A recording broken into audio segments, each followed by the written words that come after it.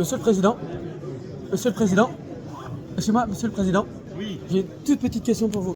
Vous devez sûrement vous demander comment je suis passé de l'Antarctique à poser une question au président de la République, donc revenons en arrière. Je suis chez moi quand tout d'un coup je reçois un message de l'Elysée sur Instagram pour m'inviter à un événement sur la protection de la cryosphère. J'accepte et alors je me mets donc à troquer ma tenue de scientifique pour des vêtements un peu plus classiques et direction Paris. Alors juste avant je vous disais le mot cryosphère. La cryosphère c'est quoi ? C'est ça et ça. La cryosphère c'est le monde des pôles et des glaciers. Et mes collègues scientifiques sont clairs. Elles font. D'ailleurs, le président de la Confédération suisse dira pendant l'événement de Paris, ça fond à vue d'œil. Donc que s'est-il passé durant cet événement ? Durant 2 jours, des scientifiques exposent leurs résultats aux politiques du monde entier. Et j'aimerais vous parler de ces collègues scientifiques. Tout d'abord, Heidi Sevestre, cette glaciologue française engagée dans la protection des milieux polaires, précise ceci au président. On n'arrivera pas à sortir du changement climatique uniquement grâce à la géo-ingénierie, il faut qu'on s'attaque à l'extraction des énergies fossiles, c'est la clé. Puis cette femme, Pam Pearson, une diplomate américaine qui travaille dans la protection du climat, enchaîne avec des slides bien clairs. L'acidification des océans polaires rendront toutes ces zones invivables pour la biodiversité actuelle. En gros, 2 femmes assez badass qu'il faudrait présenter à tous les gamins et toutes les gamines. Les présentations s'enchaînent donc et sont sans appel. Il faut réduire notre dépendance aux énergies fossiles. Nous pouvons faire tout ce que nous voulons. L'un des points majeurs qui aura aujourd'hui un impact global sur notre planète, c'est la diminution de ça et ça. En gros, nous scientifiques voulons ça et ça. Bref, tout ce qui nous permettrait de rester en vie dans 100 ans. Car oui, des humains vont mourir et meurent déjà de la fonte des glaces. Et les seuls à pouvoir avoir un changement sur nos vies, notre planète, à cette échelle, ce sont les gouvernements et les industries. Durant ce sommet à Paris, d'ailleurs, 3 pays ont tiré la sonnette d'alarme et demandent déjà de l'aide humanitaire et financière. Le Bhoutan, le Tadjikistan et le Kyrgyzstan. À cette tablée, on pouvait d'ailleurs retrouver plein de pays, Monaco, l'Australie, l'Italie, la Chine, mais quand on parle d'Arctique et d'Antarctique, on parle aussi de la Russie. Et la Russie était absente, car pas invitée. D'ailleurs, la Norvège, l'Islande et l'Allemagne demandent à ce que les discussions soient ouvertes avec le pays de Vladimir Poutine, car depuis la guerre en Ukraine, la Russie bloque 50% de l'accès en Arctique. Et ça, pour la recherche au climat, c'est un gros problème. Alors au passage, petit big up à Monaco qui est très investi dans la recherche en Antarctique et qui a fermement dit qu'il est inacceptable de remettre le traité de l'Antarctique en cause.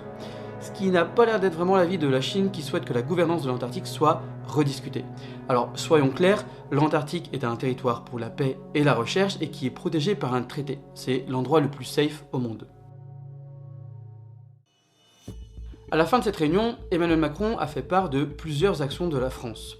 Premièrement, la création d'une coalition internationale des villes et des États en bordure de mer et qui sera gérée par Christian Estrosi, maire de Nice. Deuxièmement, une proposition d'aire marine protégée à l'échelle des hautes mers en Arctique et en Antarctique et mettre fin aux perspectives d'exploitation des fonds marins en zone polaire. Troisièmement, 1 milliard d'euros seront débloqués pour la recherche polaire d'ici à 2030.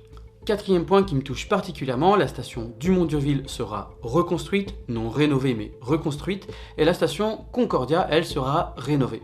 Et enfin, 5e point, un nouveau navire sera construit pour un coût de 1 milliard d'euros, un navire à capacité glace qui sera basé entre Nouméa en Nouvelle-Calédonie et Hobart en Australie et sera nommé le Michel Rocard. Alors si vous me demandez mon avis, moi j'aurais plutôt appelé le Claude Lorius qui était un très grand scientifique français grâce à qui nous avons pu comprendre que l'Antarctique était une forme de mémoire de la température de la Terre et qui nous a permis de retracer le climat sur 800 000 ans avec le projet EPICA. Une autre option aurait été de l'appeler le Laurence de la Ferrière, la première femme française à avoir atteint le pôle sud en solitaire. Mais ça, ce n'est que mon avis personnel. Alors conclusion, la recherche polaire en Antarctique sort grande gagnante de ce sommet. Des zones polaires vont être protégées, mais la pollution liée aux énergies fossiles va continuer.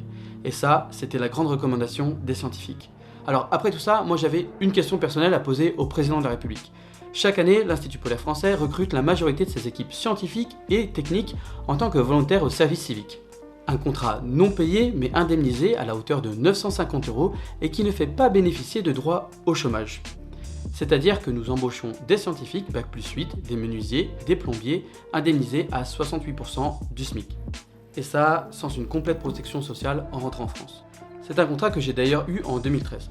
Alors il faut savoir que l'Institut polaire français n'est pas responsable de cette situation, c'est vraiment l'État qui offre la possibilité à l'Institut polaire uniquement d'utiliser donc des VSC car elle n'a pas le budget. Alors j'espère que cette situation changera et c'est pour ça que j'en ai parlé au président de la République. Monsieur le Président, excusez-moi, Monsieur le Président, j'ai une toute petite question pour vous. Je suis un ancien hivernant de la station Concordia et de la station Creuset, et j'ai aussi hiverné sur la station Pôle Sud pour les Américains.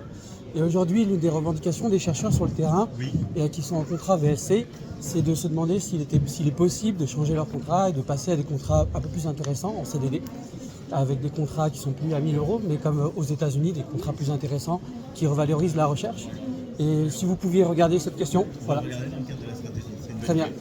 Je vous remercie beaucoup. Merci.